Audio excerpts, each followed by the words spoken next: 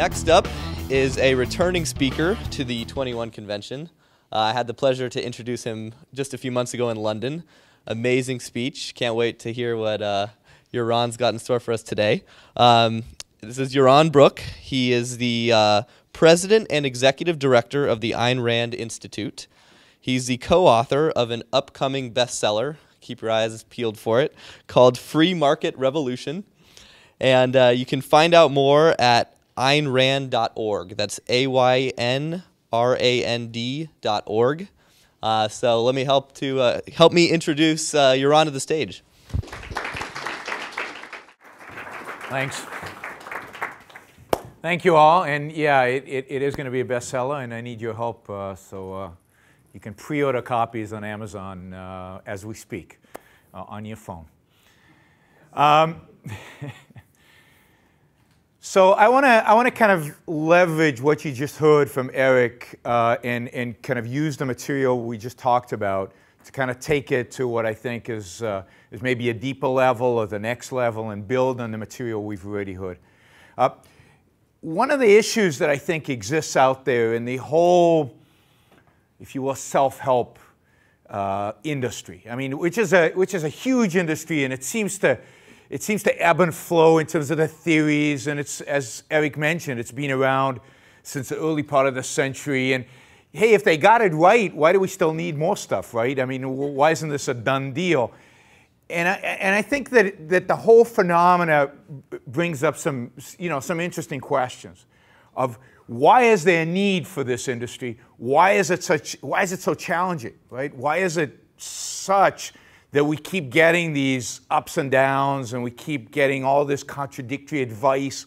And I think it goes back to something that Eric mentioned, and it's this notion that there are two kind of ways in which to view self-made, or to view self-help, or to view what it means to live a good life, what it means to live a life. And that is one, this Christian notion that ultimately the purpose of life is not your own well-being. Ultimately, you want to become good at whatever you want to do so you can help other people. So the focus of everything in life is other people. That's one approach that I think is very, very dominant in our culture. Think about Bill Gates, right? Think about Bill Gates making billions and billions of dollars in the 1980s and 1990s. How does he make his billions of dollars? He makes it by creating a product. And what does he do with that product? How do you make money? How do you make money? General question. You what? Sell millions of copies, but there has to be an assumption, right? Because if it costs me $100 to produce something and I sell millions of copies for $1, do I make millions? No. So what I have to be able to sell it for what? For a profit, which means above whatever it costs me to make, right? And it has to be a good enough product so people value it more than what? Their money. More than their money. So if I sell you a piece of software for $100, it has to be worth more than $100 to the person who buys it. And in Bill Gates' case, anybody have an assessment of how much that piece of software actually was worth to people who bought it in the 80s and 90s? So you paid $100, let's say, for Word or for DOS or for something like that. How much was it worth to the person buying it? A lot. I mean, thousands, tens of thousands, hundreds of thousands, a lot. Maybe even millions. Because it changed your life. Because it changed computers. And it changed everybody's life. And suddenly we were all networked. Suddenly you didn't have to have a typewriter. You guys are too young to even know what that is, I know. But it's those old things where you clunk. Suddenly everything changed. And the value of that piece of software is a lot more than $100. So here is Bill Gates. He's making all of our lives infinitely better. Infinitely better. And he's making gazillions of dollars doing that. And as a culture, what do we think of him? Going back to that culture. I mean, is he a good guy? Is this a guy, we all think he's a great businessman. We all want to be gazillionaires, right? But is he a good guy, right? Is he like, are we going to build statues to him? Are we going to praise him to the hilt? Is this like, Mother Teresa's over here. Where's Bill Gates? Right? Way down there, right? I mean, he's not morally, from an ethical perspective, from the kind of, the view of what goodness is, Bill Gates doesn't rank. He's made all of our lives better, but he's made money at it, so it doesn't count. When does he become a good guy? When he gives it away. And that's that view, 19th century Christian view. It's okay to make billions, only if you land up giving it away. Only if you land up serving other people. That's the purpose of life, is to serve other people. That's the essential. And if you make stuff, money, while serving other people, that's not that good. It's okay, but it's not that good. So, for example, you know microloans? These loans that people go into developing countries, and they give these small little loans to very poor people, and to help them start businesses and so on. And it's proved to be incredibly successful in really getting entrepreneurship going in poor countries. So there are companies that do it that are non-for-profit, and their success is so-so. And then there are companies that do it for-profit, and they're phenomenally successful. But who is considered better? The non-profit, because they're not getting anything in return. So notice that we live in a culture that, in terms of respect, in terms of admiration, in terms of what gets moral, ethical, virtue points, right?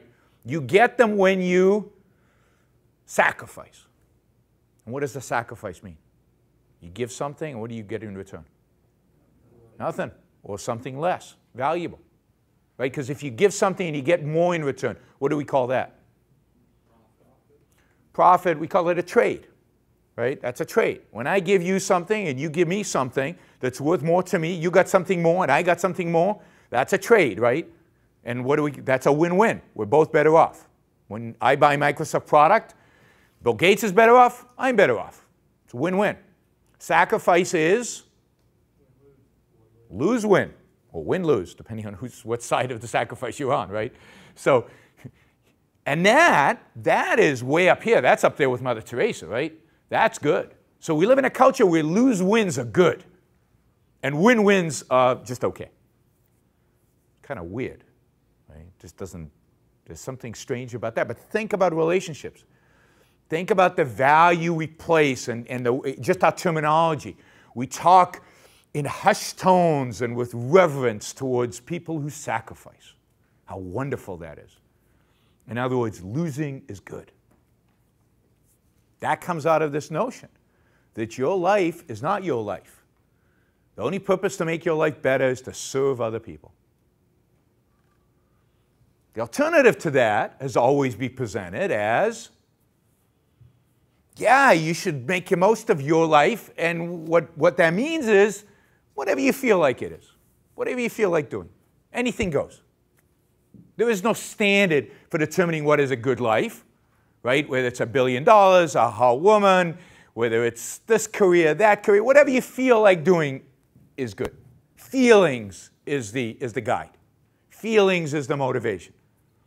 If you think that a good life comes from lying, cheating, stealing, well, we don't advise it because you might get caught and stuff and go to jail, but who are we to say that that's not right? Anything goes. Anything's permissible. That's what being a self-made person is supposed to mean. And nobody actually says it, but it's nobody, because nobody actually tells you to go lie, steal, and cheat. Nobody would actually advocate for that. But the implication is that it's all okay, as long as you can achieve the outcome. You know, there's a whole school of philosophy going back to Dewey, right? The whole school of pragmatism, right? Which basically says, you know, if you can get away with it, whatever will get you to your goal, that's okay. Right? And self-interest, when you talk about people being self-interested, when we talk about people being selfish, that's the kind of image we have. Because when you say to somebody, you're selfish, do you mean that as a compliment? No. You mean that as a derogatory term.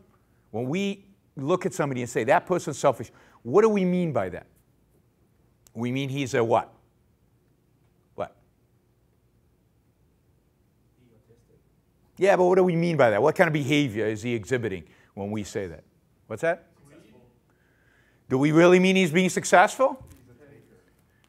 He's a taker. He's a, mean, lying, cheating, stealing, would stab you in the back if he thought he could get away with it. That's what we mean by it. But what does selfish as a word actually mean? What does the term mean? Yeah, taking care of self. Taking care of self, which is what you're all here to do, to take care of yourself, to make your lives better, to improve your diet, improve your physique. I mean, this is one of the few self-help kind of conferences that actually has a kind of philosophical component to it. But you're here to make your lives better. And yet that term, making your life better, being selfish, is associated with all this garbage. Backstabbing, lying, stealing, cheating, whatever it takes. Right? The symbol of being selfish today in America is Bernie Madoff. You know who Bernie Madoff was? Pyramid scheme guy, $50 billion. So the notion is that selfish, and this is how words work, this is how concepts work. Selfish, i.e. taking care of self, equals Bernie Madoff. Who wants to take care of themselves if you're going to be Bernie Madoff? That sucks. I mean, we all know he's an evil criminal. He's a bad guy. So we've got Christianity over here telling you, take care of yourself only for the purpose of helping other people. And that sounds like a conflicting, contradictory message. It's not just Christianity. Everybody says that, right? It's secular philosophy. Everybody gives that kind of advice. And then over here is, yeah, but what selfish really means is Bernie Madoff. So I don't want to quite live for other people. I kind of want to make myself better for myself, but I don't want to be Bernie Madoff either. And it's a contradiction, right? And this is where I think a proper understanding of what self-interest means and what it requires and what it takes is necessary if you're going to take on the responsibility of making yourself the best that you can be. Because the psychological traps that are involved in both of these are going to undercut you constantly. So if you believe that Mother Teresa, that giving up everything and going and living for other people, that's a moral ideal. Now, we don't really want to do that because we like our lives and life's too good to actually do that, and dating and stuff like that. She had no sex and everything, right? I mean, it kind of sucks being Mother Teresa, but she's a moral ideal. It does. I mean, and you read her diary, she was miserable. Miserable, miserable, miserable. She had a horrible life. But that's okay because she did it in order to be miserable. That was her goal, right? Because happiness is selfish. If that's our moral ideal, and yet we're living this life of sex and money and doing well and happiness, what are we going to feel? If we want to be Mother Teresa, but we know we can never achieve that. If we know that's what good means, but we know we'll never be good, what does that lead to feeling inside? What kind of feeling? Guilt. Starts with a G. Yeah, guilt. And so many people are guilty out there. So many people do not succeed in life, do not attain their values, do not pursue their own values, and when they pursue them, when they're successful, they don't enjoy it. You know how many rich people are unhappy? Lots of rich people unhappy. Lots of people who, what was it, a hot wife and money, and I can't remember the third one, but, attain those things, right? But they don't, it's meaningless to them because they feel guilty about it. So guilt kills you. And what this religious-based, but it's also secular and everything, this idea of living for other people generates in people trying to pursue self-help is guilt. And that's why so many self-help programs, in my view, fail. It's because what are we leading to? You're not going to help other people by helping yourself. Can't be the purpose. That's contradiction. And this notion that you can do whatever you feel like doing can lead you easily to Bernie Madoff. And is that happy? Is Bernie happy? No, he's in jail. Not a very happy place. His son committed suicide because of what he did. A year after Bernie Madoff was arrested, his son committed suicide. I can't think of a more horrific thing to happen to a human being than to know that you caused the death of your own child, your behavior. But even before he was caught, you think he was happy? How many of you have ever lied? Yeah, you can be honest. Come on. For a change, you can be honest. Lies. Do lies make you feel good? Do they help you actually achieve? Talk about relationships. Do you think that you can have a healthy relationship with a woman by lying to her? Do you think that leads to good stuff? I mean, lying just doesn't work. It sucks. It really is a bad strategy for success. It doesn't work in the workplace. It doesn't work with relationships. It doesn't work, the worst kind of lies. The worst by far kind of lies is when you lie to whom? Yourself. It completely screws you up. So the Bernie Madoff strategy doesn't work if you want to pursue yourself. Right? So Bernie Madoff was a miserable, pathetic human being, him and Mother Teresa, right? I think that's true. He was miserable and pathetic before he was caught. He says today that he's happier in jail than before he was caught. And I believe him because he doesn't have to lie anymore. Lying makes you miserable. So this doesn't lead to happiness. This do whatever you feel like doing, whatever. This doesn't make you happy because you're always going to feel guilty because you're not actually pursuing other people's well-being. You're trying to make yourself better. It's a no-win situation. Of course, you need new strategies for self-help all the time because there's no way to get out of this trap. Well, there is.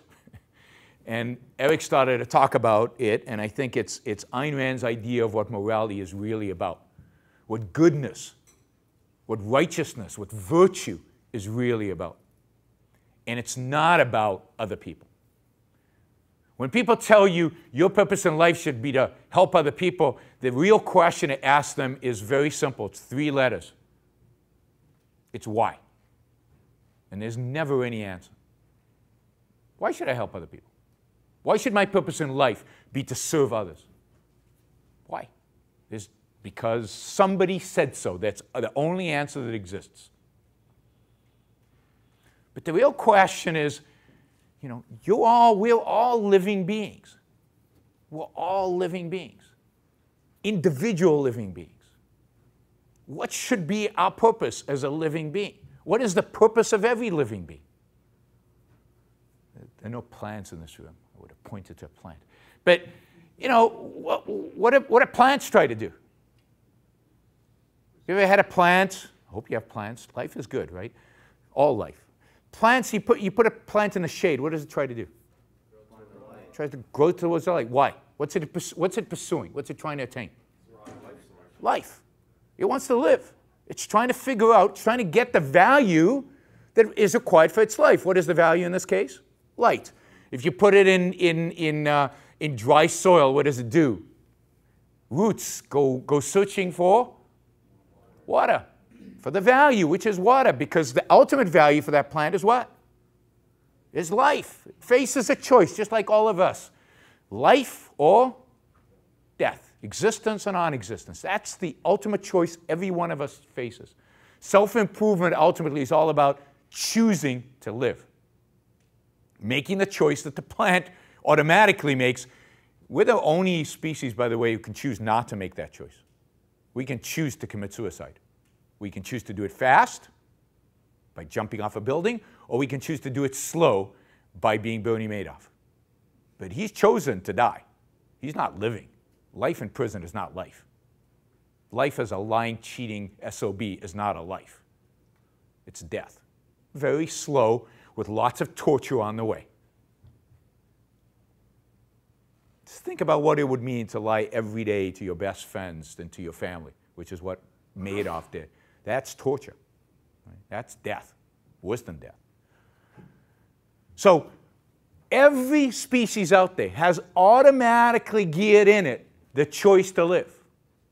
We have something unique. We have something special. It's called free will. We can make choices. We can make decisions. Should we choose life or do we choose something else? Death. There is nothing else other than that. Rand says that the choice of life is the fundamental choice in ethics and morality, in what is good. And therefore, it is the context by which we should measure what goodness means. Does it lead us towards life, and what kind of life? Well, a good life. A life as a human being. Life to the fullest that we are capable of human beings. In this sense, this is the morality, the philosophy that should guide anybody pursuing self-help and a self-help ideology. This is a self-help philosophy. It's about identifying the good, identifying morality, identifying virtue with living the best life that you can live. Living the fullest, most complete. Eric used the word flourishing. It comes from Aristotle. Aristotle was the first one to identify this notion of purpose of life is to live it to the fullest, is to flourish in it. Okay. Now, what does it take for a human being to actually achieve that kind of life? To live a great life. To live, you know, a life of fulfillment, to live a flourishing life, to live at the end of the day, what is it all about? If you live a good life, why are you living a good life? What's the purpose? What should be the purpose of every life? Is it the $1 billion and a hot wife and whatever the nice car? Is that the purpose? No, what's that? Even if those are values, what is that for? What are we trying to attain? To be happy. Happiness. It's all about happiness. We want to live life in order to be happy. Happiness is the ultimate goal. So the question is for us, for human beings, what is going to lead to that? We know what a plant needs, right? A plant needs water and it needs sunlight. We know what a cheetah needs, right? Or the lion. We know what lions need. What do we need? Before we get to the $1 billion and before we get to the wife, what do we need? And what is unique to us in terms of values? What is the most important value that we need? And for this, what I want you to do is look at your neighbor, look around the room, and what you'll see is a pathetic, weak animal. We are not equipped physically to survive in this world. Each one of you, I know you work out and everything. It's not impressive. You go up against a saber-toothed tiger, you're finished. You try to run down a bison and bite into it. You ever tried that? Yeah. No fangs, no claws, no speed. Not really. I mean, even Bolt, I mean, he's fast. But a cheetah wipes him out like that. Right? There's nothing there. We're just not equipped physically to survive. We're not. Yet, we thrive. We don't just survive, we thrive as a human race, human species. We thrive. I mean, where is the saber-toothed tiger? We killed them all. We did. Human beings. How do we do that? We're so weak and pathetic. Big sticks. Big sticks, but where did we get sharp sticks from? They're what? Somebody said, the mind. Yeah, so it's all about what's up here. We don't have a gene. You know, birds have a gene that tells them how to build a nest. You know, they just know automatically how to build a nest. We don't have that gene. You know, we started out living in caves. Not a good idea. Tigers like caves, bears like caves, they're bigger, stronger than us. We had to figure out how to build homes and how to build them strong so the wolf wouldn't blow them down, right? It takes thought. None of us, I drop you into the Amazon jungle, you don't have the instinct to figure out how to survive. You don't. If you just rely on instinct, you're dead very, very quickly. You have to sit down and think and figure it out. When Robinson Crusoe's on an island by himself, he doesn't know what to do until he thinks about it. And he looks around. And he uses his mind. Everything we have, everything you can point at in this room, literally everything you can point in this room, is a product of somebody's thinking. Somebody's figuring out. What do we call that characteristic of human beings, that ability to think, that ability to observe nature out there, integrate it, understand it, do stuff with it, right? Figure stuff out. What do we call that? Starts with an, what's that? Self-actualization. This is how we self-actualize. Creativity is an aspect of this. Starts with an R. Rationality, it's actually reason, right? Reason. And kind of, again, to hook up with Eric's talk, it's not an accident that the Enlightenment, what's the other name for the Enlightenment? The Age of Reason. Not an accident. Not an accident that all the, have you ever seen a chart, I don't have a whiteboard here, have you ever seen a chart of per capita wealth, the history of per capita wealth? That is, dollars, the average wealth the human beings have had throughout history. Have you ever seen a chart of that? So it starts, I can do it in the air. So it starts at some point, let's say 10,000 years ago. And per capita wealth, that is the wealth on average that a person has, is basically flat and flat and flat until a certain point, and then it goes like that. It just skyrockets. And what's that inflection point? Anybody know what that date is? That starts going up? Industrial Revolution. Yeah, the beginning of the Industrial Revolution. I like to use 1776. It's an arbitrary date. It's anywhere in that period. I like 1776 for two reasons. Two important things happened in 1776. The founding of this country, which creates the political, lays down the political principles necessary for that spike in wealth creation. And one other thing happens in 1776. It's just cool that both these things happen. Wealth of Nations is published by Adam Smith, the first real book of economics, right? A defense of capitalism. But that's an arbitrary date. Somewhere in the 18th century, this happens. And it happens because it's the first century that explicitly recognizes reason as man's tool for dealing with the world. Explicitly recognizes the importance of reason in making human life better. And once that happens, what do you get at the same time? You get a scientific revolution and you get an industrial revolution. And you get, whose reason? Who reasons? Eric said something about digesting. We can't digest collectively. Can we reason collectively?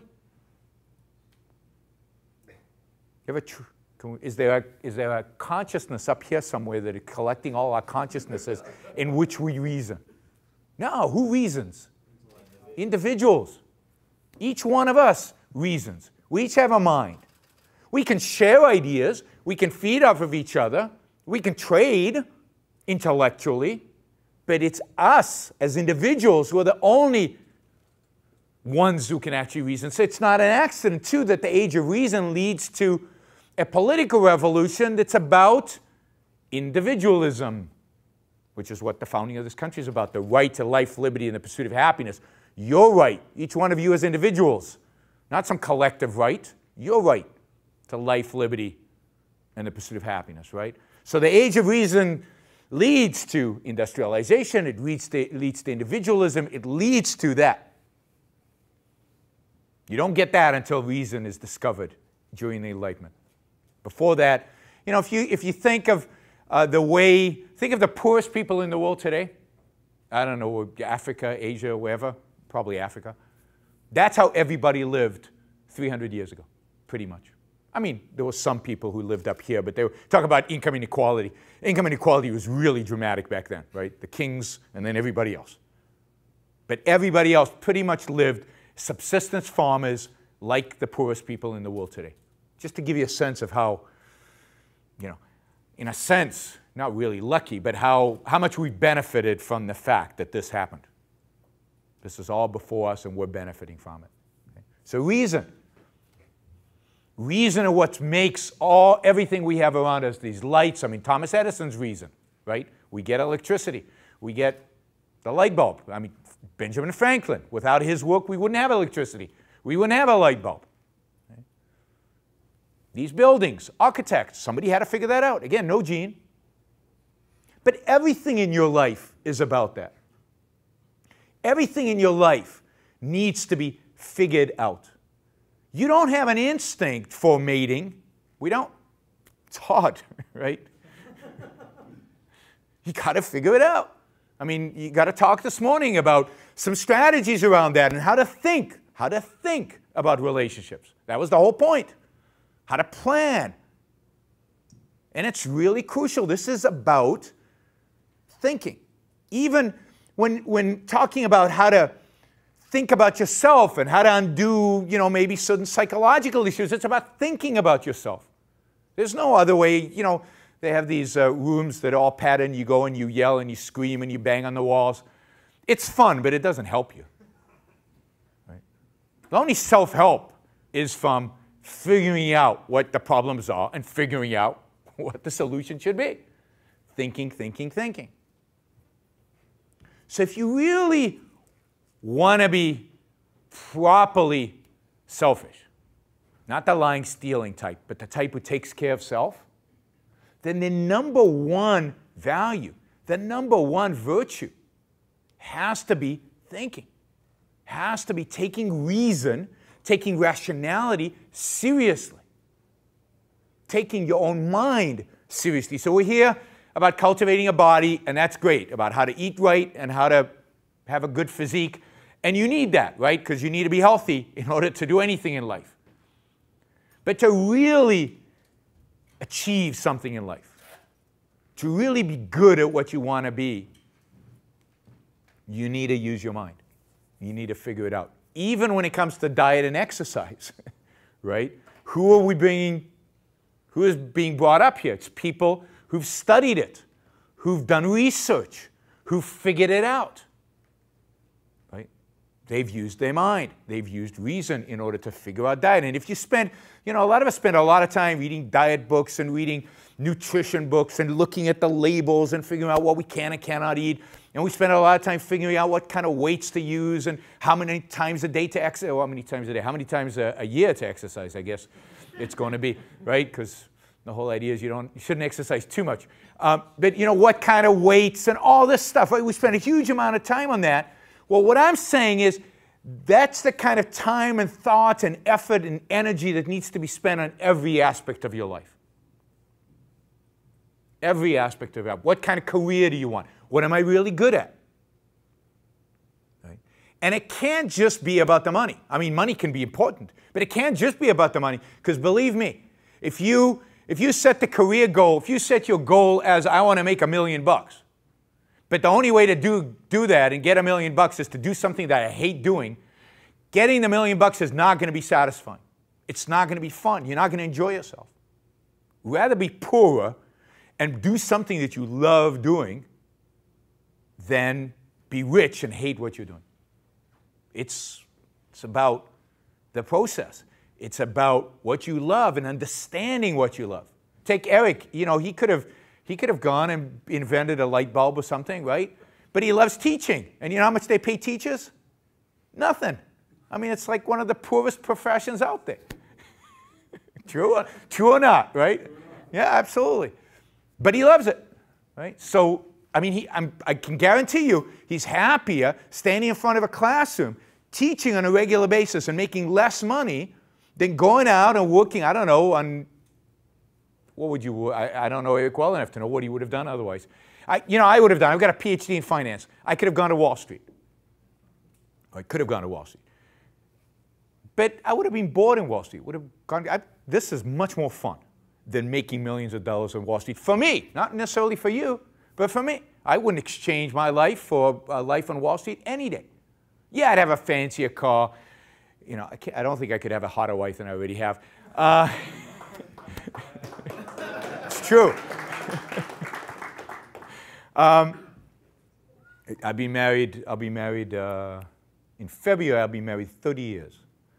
30. So I can't talk about dating because I don't remember dating.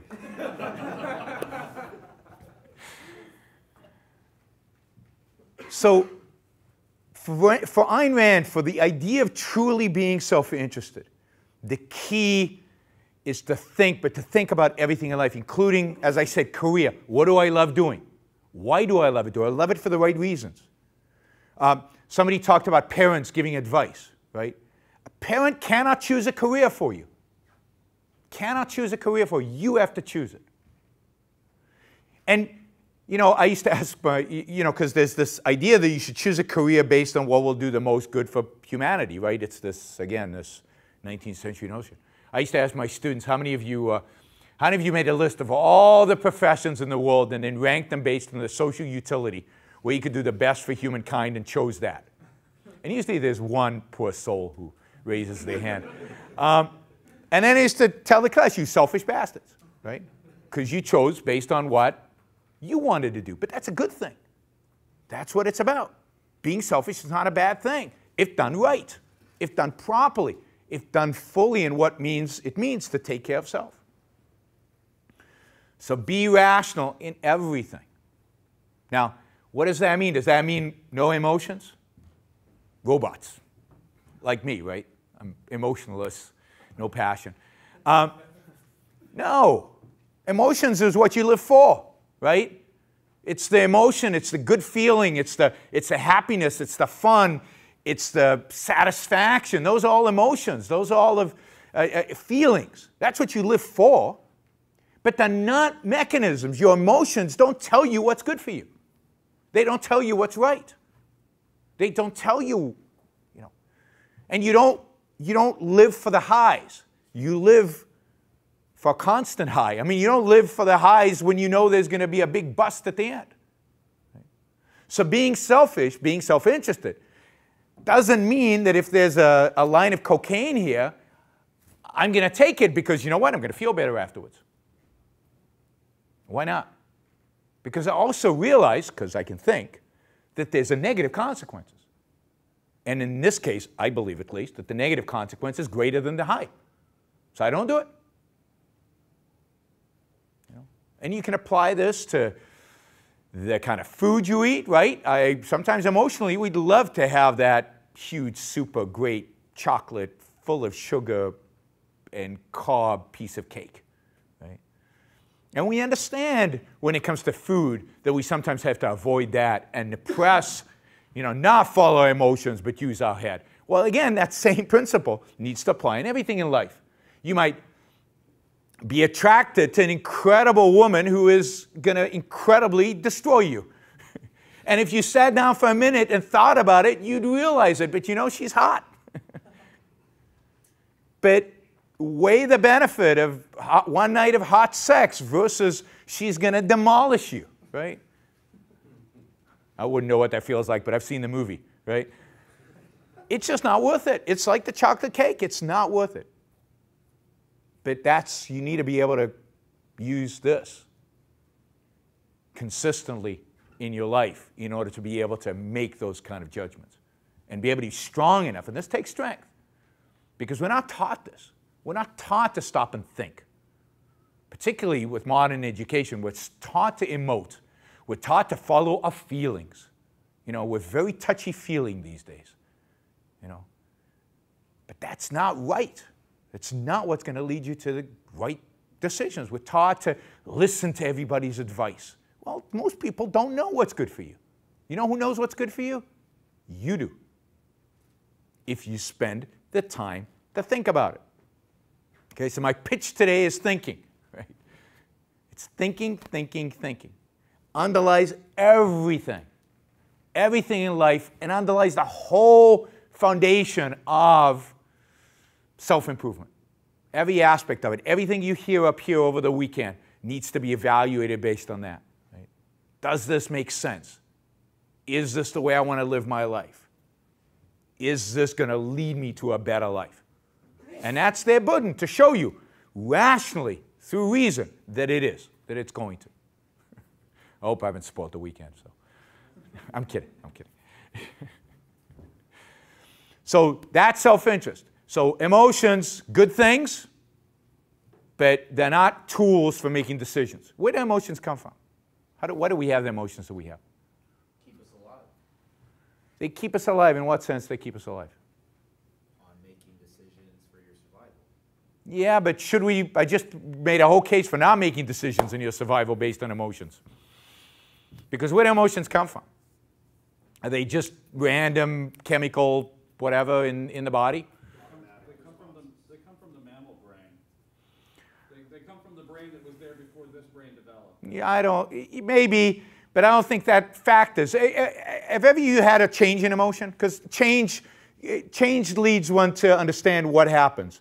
Because have you ever had an emotion about something and then it's changed? I don't know, you loved a woman and then you stopped loving her? Is it subconscious? It comes from your thoughts. Yeah, it comes from your, but not, it's not even thoughts, it's conclusions. It comes from conclusions that you've come to. It's an automatic response to subconscious conclusions that you've made already. So it's all subconscious, but it's the conclusions. And when the conclusions change, what happens to emotions? They change instantly? No, it takes a while, but they do change. So for example, if you're in love with a woman and you discover that she's cheating on you, right? Do you immediately not love her? I wish it was that easy, right? But it's not. It usually takes some time. Because what happens is our minds are these integrating machines. They like to connect stuff, and it takes a time for the subconscious to catch up with your consciousness. So your emotions over time will change, and they will change if you come to a conclusion. But it takes time. So emotions are responses to conclusions that we've come to in the past. Now sometimes we've come to conclusions in our childhood about things that we weren't even aware we were making conclusions about. And that leads us to have emotional responses today that we might not even understand because they're based on conclusions that we came to a long time ago. And the only way to undo those emotions, go see a good psychotherapist if one existed, is ultimately to change those conclusions, identify what they were and change them. But emotions are just conclusions. Those conclusions might be wrong. We might have had a nasty, mean mother and we came to a conclusion about women because of that when we were 3 or 4 years old, without even really being fully conscious and being fully rational. That might just be wrong. And today we have certain emotional responses that just don't match to how we'd like to have. And this is why emotions are not tools of making decisions, because we don't know where exactly they come from. I think the more we introspect, the more we think about ourselves, the more we study ourselves, the more we know about our emotions, the more we can fix the bad conclusions and therefore change our emotional responses. But that's hard work. And you're never quite sure you're there. And that's why emotions are not the way in which we make decisions. The only time you want to make a decision based on emotion is in a true emergency, right? When you just don't have time to think. And then emotion's as good as anything else. And hopefully your emotions are tuned with your conclusions and you're making the right decision. But that's rarity. How many of us really live in situations while survival depends on making instantaneous decisions? Almost none of us. Almost every decision we make, we can afford to stop and think about it. And I highly recommend doing that. Most of us get into trouble when we don't do that. Okay? So emotions come from thoughts. They come from conclusions, but we don't always know if those conclusions were right. We don't always know if those thoughts were rational, and therefore we can't always trust our emotions. And that's why we always need to step back and think them through. Maybe they're fine. Maybe that emotion is absolutely right. Maybe it's not. We have to be open to that. So again, the mechanism is reason. Okay? And as a consequence, this is one of the reasons, lying doesn't work. Because if our means of survival, if the way in which we create stuff is through reason, reason means what? Reason means absorbing information and analyzing it and being what about that information? Being honest about it. We want real facts. You know the computer terminology of garbage in, garbage out? You feed something to a computer that's BS, then you're going to get BS. You're not going to get good stuff out of feeding. You have a computer up here. It's kind of a computer. It's more than a computer, right? If you feed it garbage, it's going to spew out garbage. If you feed it lies, you're going to fail. And you think that you can hold the lies separate from the truth? Good luck. Because as I said, our minds are integrating machines. They love to integrate stuff. Our mind, our subconscious doesn't know what you've defined as a lie and what isn't. It's going to mesh them up. Most people who lie constantly can't tell the difference. Now, I'm pretty old, particularly in this room, right? And I have a hard time remembering what actually happens. Right, like a week ago, you asked me, what did you do a week ago? I have to really think about it. I don't remember. I really don't. Now, what happens when you lie? You have to remember what you did, and then what else do you have to remember? What you told, the lie. And the lie comes with all kinds of complicated circumstances, right? Because you have to remember what you lied, who you lied to, who you didn't lie to. I mean, wow, it's way too complicated. And you're going to fail. I can't remember one thing. Now you want me to remember 2 or 3 or 4. Right? And it's, you know, and it's layered. You know, I used to do these seminars at this company, and I used to give this example of a guy who, you know, goes out to drink with his buddies and comes home and tells his wife, "Oh, I was at work late." And I used to explain why this was. You can't sustain a lie like that. Even a simple lie like that just can't sustainable, because what if the wife meets one of the buddies, and other buddies have to know that you're lying, and they have to say, yeah, he works late. And what if she bumps into your boss and complains to the boss, how come he's working late all the time? And the boss says, he's not. So somebody raises the hand and says, this is exactly what happened, right? This guy was telling his wife he was working late, he was out drinking or whatever. And the wife called the boss and said, how come my husband's working late all the time? And the boss says, he's not. Guess how that relationship worked out, right? Lies don't work because they're anti-reason, because they're anti-reality, because they're anti-facts, okay? So, rationality. Ayn Rand defines 7 virtues to live by for a good life. And I'm not going to, you know, so it's, I'm probably going to get them, I'm probably going to forget one. Eric's laughing.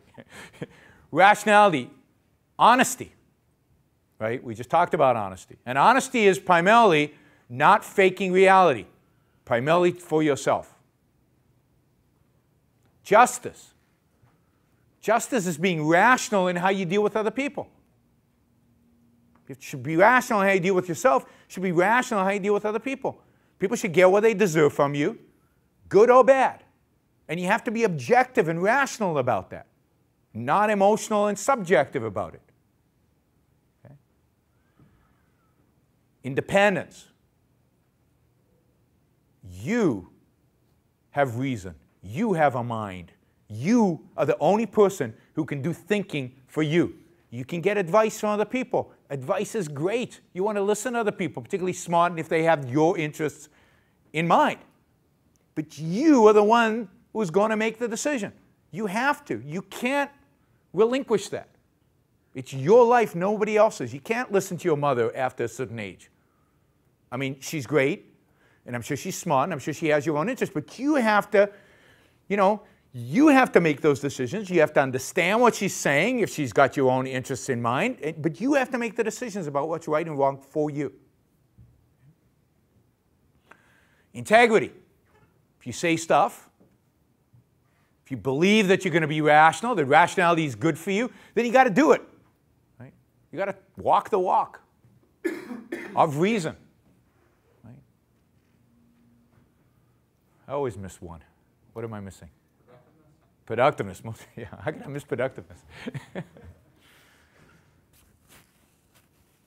Your life is yours, therefore you're responsible for maintaining it, for getting the physical material that you need in order to survive. Being productive is essential for your happiness.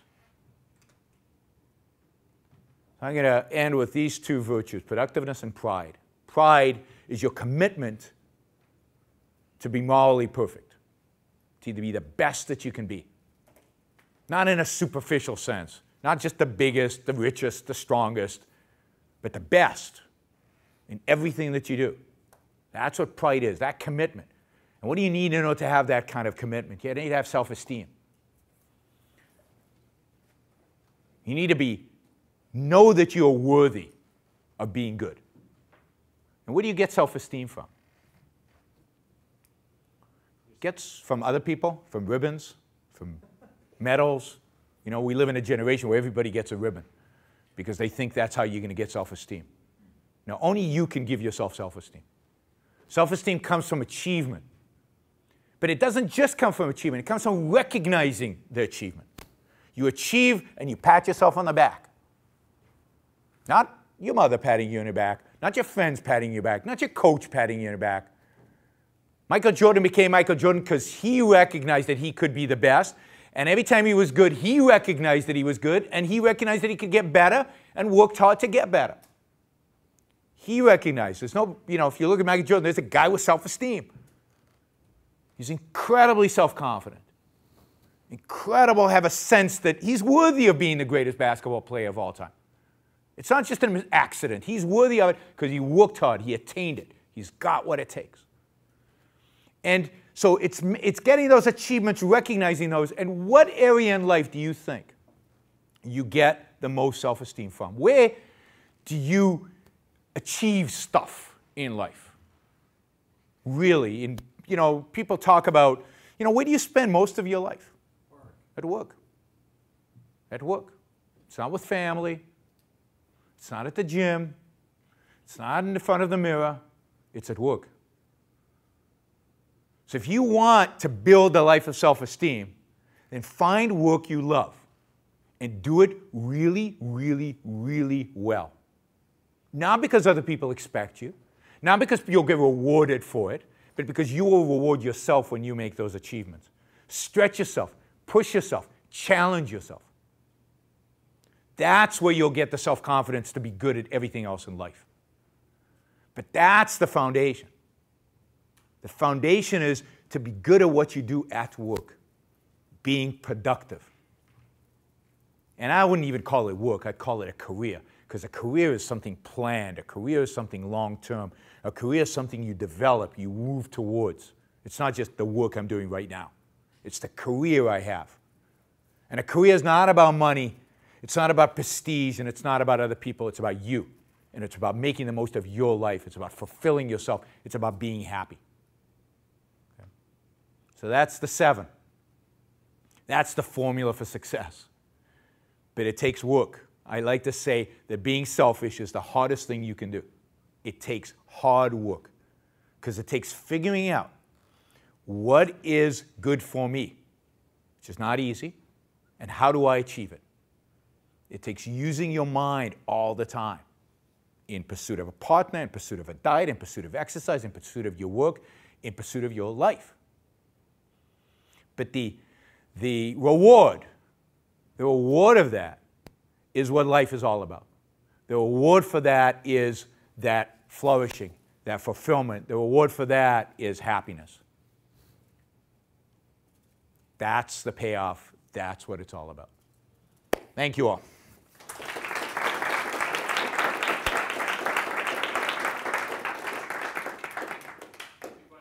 Questions?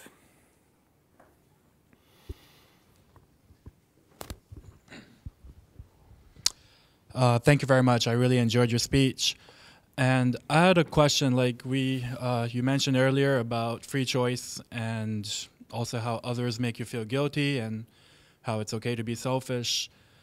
But then where does responsibility come into that? Like, for example, let's say you have like a sick child or a child who needs special attention, or maybe you might have aging parents, and are those responsibilities that you have to take on? Are you socially, excuse me, are you socially obligated to take those responsibilities, or should you have the free choice to say, no, I don't want to do those things and I want to pursue whatever I want to pursue?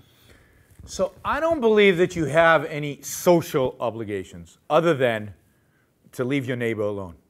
That is not to infringe on his right to pursue his happiness. But I don't consider a relationship with a child or a relationship with your parents as social. They're your relationships. They're your obligations if they are obligations. Now, I think there's a difference when you're talking about with a child or with a parent. And I'm going to say something controversial. And my son's in the room, which makes it even more complicated. I don't think children owe anything to their parents. I don't think children owe anything to their parents, except to the extent that they love them. If you love somebody, then that love determines your relationship with them. but you don't owe them anything for bringing you into this world. You didn't ask for it. There's no contract there, right? You are not obliged to your parents other than, you have to do what they tell you to do up until a certain age. And if they pay for your college and stuff, then I think you owe them something in gratitude for that. But if you don't love your parents, and I think there are plenty of people who don't love their parents. I think there's a biblical commandment that thou shalt whatever to your parents, but that's just a commandment. A lot of people, not most people, a lot of people don't love their parents because their parents didn't earn it. Their parents are not that good. They're not nice people. You shouldn't love people who are not nice. You're not automatically obliged to love anybody. Anybody. Everybody's love needs to be earned. So I don't think, so if you love your older parents and you feel, part of your happiness is in helping them out when they're sick, then do it. Absolutely you should do it. But it has to be in the context of your happiness. If it's a sacrifice to help your elderly parents, you should not do it. It's your life. Your life is not theirs. You own your life, not your parents.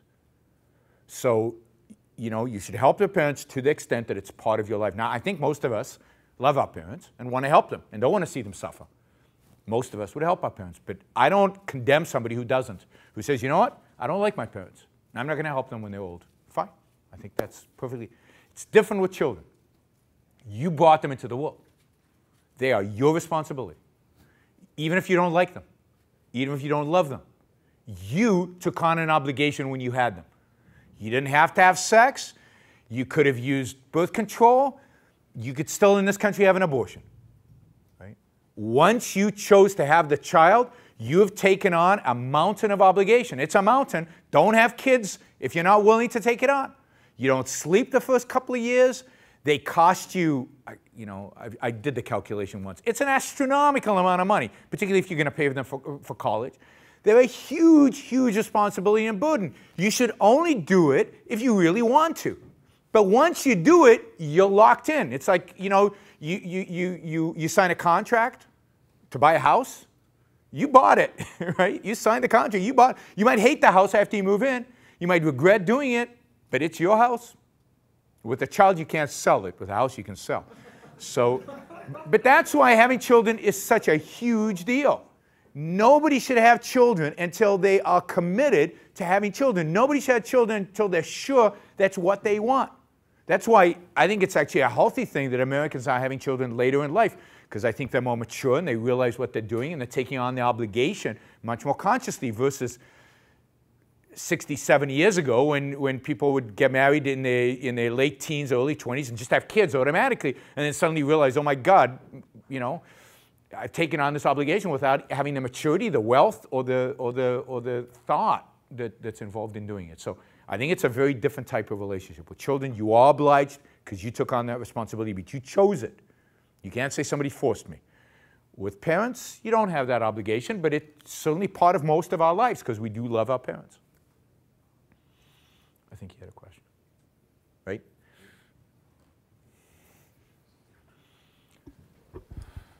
I suppose my question's a similar sort of vibe. In terms of caring about other people or looking after, you say like the Mother Teresa example, if she generally got pleasure or satisfaction from helping other people was purely selfish, would that sort of go against what your example then? No, if she'd actually got pleasure, that is, if she had sat down and said, I love helping other people. It's like teaching, right?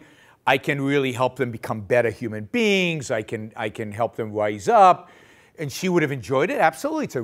Being a social worker is not an irrational profession. You can be a social worker rationally. That's not what she did, by the way, right? She didn't help them become better. She helped them stay poor because she believed the poor should inherit the earth, right? The meek shall inherit the earth. So she discouraged them from getting an education. She discouraged them from trying to rise up and become middle class. I mean, I truly believe Mother Teresa was a horrible human being. I mean, I'm on record, on video, saying that because I think it's true.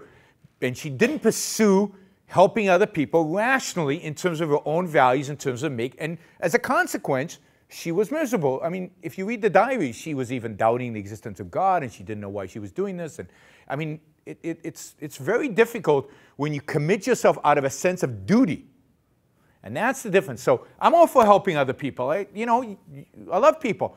I'm not going to help bad people. Hitler can come and I'll help shoot him. I'm not helping him, right?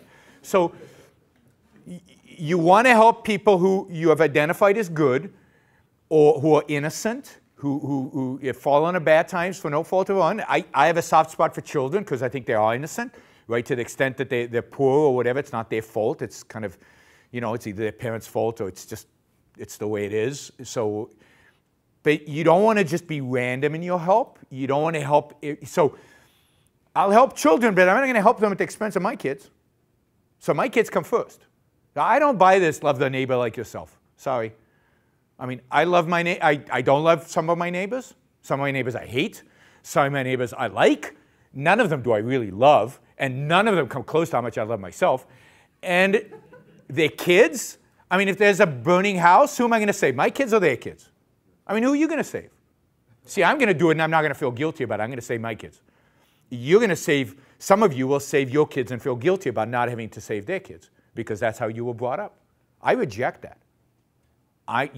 It's my life. I'm going to pursue my values. And I'm going to help people that I think deserve help and that I get something out of helping. Am I going to help strangers? Sure. If it doesn't cost me too much. But if somebody's drowning, people always give me the drowning example, right? If somebody's drowning, do you jump in and help them? Well, it depends. It depends. Is it an ocean in which the probability of me dying is 99%? I'm not jumping in, sorry. Not my job. Now, if I was a lifeguard, it's my job, my responsibility, going back to I signed a contract, then I do it. It's not my job. Is the risk minor and it's just a matter of effort? Sure, human life is incredibly valuable and I would go and jump in and save them. But the fact is, and we all know this, that you're going to make a risk assessment of what's the cost. Every day, every American chooses not to help dying children, right? Because they're dying children in Africa and you could write a check. You could write a check, but you choose to let them die rather than give up whatever money it would take to write the check. And that's okay. That's actually good because your life comes first. And you shouldn't give up that nice meal. You shouldn't give up the college education. You should give up to help kids in Africa. And I'm saying it bluntly, even though all of you kind of feel a little bit uncomfortable with this, right? But it's the reality. And we all do it all the time. We all make choices about ourselves. I'm saying stop feeling guilty for it. You don't owe that kid anything. I mean, it's sad, and I feel sad when I see it, but you don't owe it. It's not your fault, and you are not responsible. You're responsible for you. And that responsibility doesn't mean to be callous. It means to be thoughtful. It needs to be rational. It needs to be figured out what is really good for you.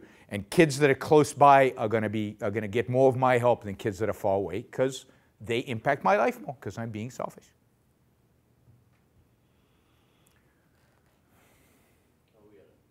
We have to cut lunch, food. Thank you.